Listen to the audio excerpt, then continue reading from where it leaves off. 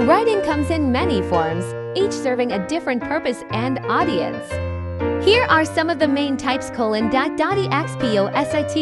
are why writing focuses on explaining or informing. Found in textbooks, news articles, and essays. Descriptive writing uses sensory details to paint a picture. Common in poetry, fiction, and personal narratives. Creative writing focuses on artistic expression, often blending elements of other writing styles.